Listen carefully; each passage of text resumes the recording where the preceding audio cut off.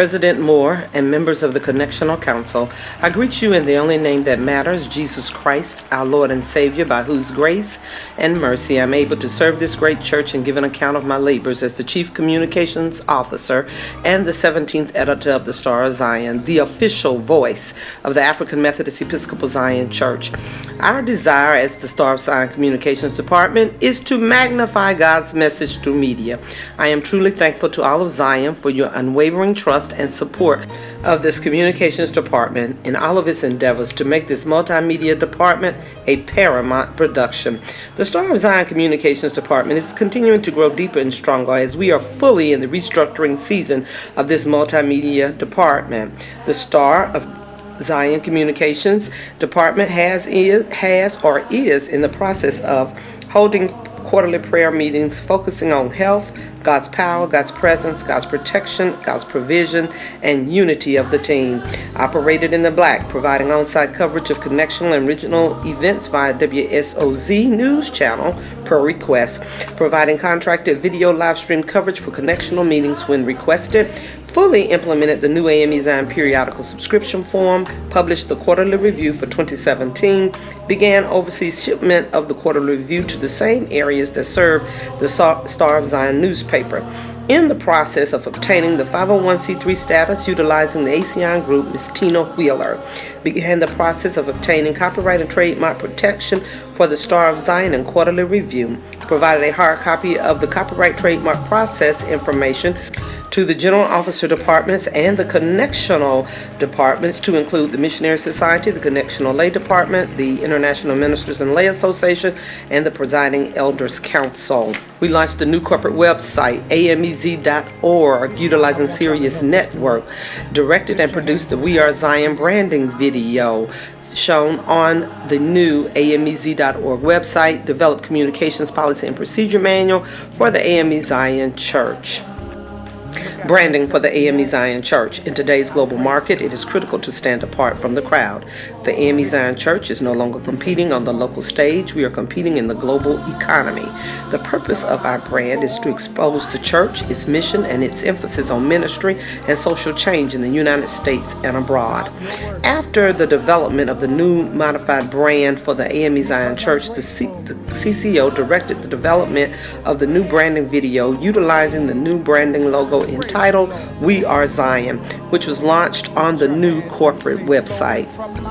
Copyright and trademark services. This report includes the process for which each department will need in order to legally protect the printed materials, logos, and/or emblems for their respective departments. Those department or organizational heads will be required to contact the communications department for instructions on how to begin the process. It is vital that you know that the United States Copyright Office and the United States Patent and Trademark Office are the only two entities that can legally provide copyrights and trademarks. It should also be noted that any organization that will create a logo and its planned usage will be longer than 6 months will need to have that logo trademarked and/or copywritten on all materials that will carry the logo. Technology and web application services for the AME Zion Church. The Star of Zion Communications Department is proud to say that we are striving to utilize various avenues of media in a constant effort to reach Zion with the latest technology. Technology and branding. The Communications Department's function and two of its top organizational related jobs are corporate communications and corporate branding. One of the highest priorities of the CCO's function is to manage, monitor, and protect the communications, including the branding of the church and the protection of its reputation. Managing, monitoring, and protecting communications and the brand of the church. Web asset registration. The CCO proposes to partner with the church's current technology partner, Sirius Network, to create a database where churches, annual conference, and district conferences, organizations that are in some way representing the church or utilizing its logo in any way or its brand will be required to submit information for registering their website, social media sites, blogs, mobile apps, online digital print media, web podcasts, digital video casts with the communications department. We have already begun registering those general officer departments and connectional departments. Web branding certification program criteria. The CCO proposes to partner with Sirius Network to design and develop a certification program that churches, district, and annual conferences, Episcopal districts, general office departments, connectional organizations that are representing the church or utilizing its logo or brand in a way will receive a certified certificate to add to their respective media. This certificate will signify that those brands have met the requirements. This certification will require a recertification every 2 years for a cost of $150. This process is scheduled to begin September 2018. Social media etiquette. The Communications Department recognizes the importance and benefits of communicating through social media. Therefore, the Communications Department has developed a policy in place to protect the brand of the AME Zion Church when using social media to disseminate information related to the AME Zion Church. Web brand monitoring, auditing, and reporting. This process will begin September of 2019. Communications and technology services. To aid the Communications Department in providing Zion with accurate and efficient communicative services, we would ask that each bishop would appoint an Episcopal communications team. The work for this team would include the following: work with the Communications Department office to ensure accuracy of information involving the Episcopal district, manage media relations and maximize media opportunities for the Episcopal district, create and launch press releases for the Episcopal district, submit new dates, articles, and information electronically to the Star of Zion Communications Department, develop strong relationship with media reps in the respective Episcopal districts, promote churches of Episcopal district as features on various media vehicles, ensure that the media throughout the Episcopal district is in compliance with the policies set forth by the Communications Department, provide media services for conference meetings within the Episcopal district, and this team for each Episcopal district will need to be identified and fully functional by February 2019. The Star of Zion newspaper. The Star of Zion newspaper team has maintained our bulk drop shipments to 25 churches, maintained our overseas bulk drop shipments on a quarterly basis, continued to interact and connect with over 1,700 individuals in 15 countries on a daily basis via our Star of Zion Facebook page. We have maintained our Star of Zion Twitter page. We redesigned the Star of Zion app. Pending Apple approval, launched the new SoZ website, soznews.org, and maintain all other Star of Zion websites. In December, we published the largest edition in the history of the Star of Zion. We have secured, most recently, a partnership with the NAACP for the new section of the Star of Zion newspaper entitled News from the NAACP. The advertising source at the Star of Zion has proven to be very beneficial, especially during periods of lagging income. We solicit each bishop to continue to allocate a page of advertising for annual, regional, and Episcopal area news for a cost of $375 for a full page. Due to increased postal charges and other constraints beyond our control, we have implemented new price changes for items to be published in the Star of Zion, and those price changes were published in various issues beginning 2017 and will continue in each issue of 2018 on page 4 when space permits. These changes will also appear on the new website, soznews.org. As we strive for communicative excellence, the Star office has implemented a new policy that requires that all information is to be published in the Star of Zion must be submitted via email only. The Star of Zion Challenges does not receive annual conference subscription lists with payment in a timely manner. Annual conferences not auditing periodical lists quarterly nor annually. DC subscribers remaining on subscription lists. Duplicate names on subscription lists. Names left off of annual conference lists. Non-payment for printed advertisements and or spreads in the newspaper. Computer database corrupted. Database manipulation 4 times before going out into the mail. Mailing company omitting mailing labels on the newspaper. Lack of timeliness by individuals for reporting address changes. Lack of readership auditing their mailing labels for minor errors that will cause the paper not to be delivered. U.S. Postal Service mailing bundles of papers to incorrect facilities for mailing. Undeliverable addresses, no forwarding addresses, or forwarding address has expired. No mail receptacles. Lack of children's news for Little Stars of Zion section, and lack of effective use of the RisingStarsOfZion.com website.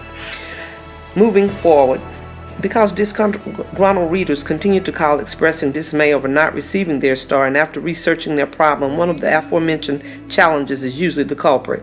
It is vitally important that our office is given verbal or written notification of changes regarding a subscriber's address, change of conference, or change in subscription status immediately in order to avoid interruption or cancellation of subscription.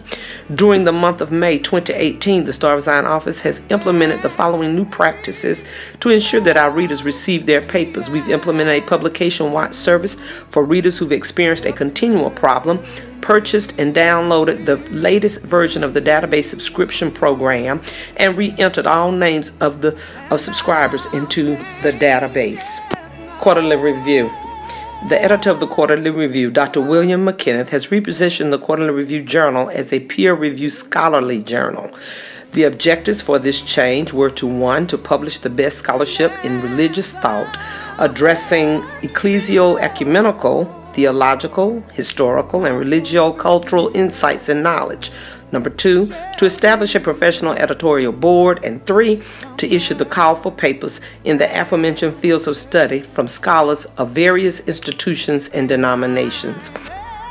The transition to a scholarly journal was greatly facilitated with the cooperation of Hood Theological Seminary. Dr. Virgil Lattimore, president of Hood, enthusiastically lent his support. Subsequently, the editor presented a proposal for a scholarly journal to the Hood faculty. The proposal featured 2 ideas. 1, to secure Hood's assistance in developing an editorial board, and 2, to solicit scholarly articles from the faculty. Dr. Trevor Eppenheimer, academic dean, assisted in both endeavors. Subsequently, an editorial board was implemented. We are seeking additional editorial board members in the areas of First Covenant Studies, Second Covenant Studies, and Christian Ethics. The January 2018 issue of the AME Zion Quarterly Review introduced the first peer-reviewed scholarly journal to the global ecumenical community. This issue featured 2 scholarly articles entitled Christian Perfection, Wesleyan Practical Theology in Dialogue with Whiteheadian Metaphysics and Hegelian Phenomenology by Dr. William McKenneth, and Marching to Zion, Bishop George Wiley Clinton of the AME Zion Church, Race, Class, Morality, and Education in the Age of Booker T. Washington by Alexander Dumas J. Brickler IV. We contend that a scholarly publication of such can serve not only as an ecumenical witness, but also as a teaching tool for the pulpit and the laity. The editor would like to express appreciation to Bishop George D. Crenshaw, Chairman of the Board of Communications, Mrs. Addie Lisby, Chief Communications Officer, and the Board of Communications for their support during this time of transition. Quarterly review challenges are the same as the Star of Zion newspaper. Moving forward is our desire to coordinate and provide design oversight for this publication issued by the church to ensure the highest caliber of communications with both content and images consistent with a standard of excellence. The new Star of Zion Communication Policy and Procedure Handbook will include current and new policies for publishing in the Quarterly Review. As a leader in information about the Freedom Church, we will continue to operate in the mode of excellence.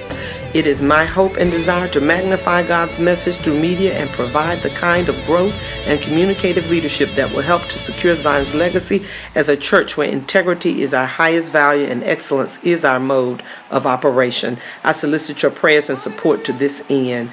The CCO would like to thank God for his great faithfulness unto the Department of Communications, Bishop George D. Crenshaw, Chairman of Communications Board, and the entire Board of Communications, my general officer colleagues, and the best communications team that God has divinely connected. To God be the glory for his amazing grace and mercy. Humbly submitted with a grateful heart, Ms. Addie L.H. Lisby, Chief Communication Officer and the 17th editor of the Star of Zion newspaper.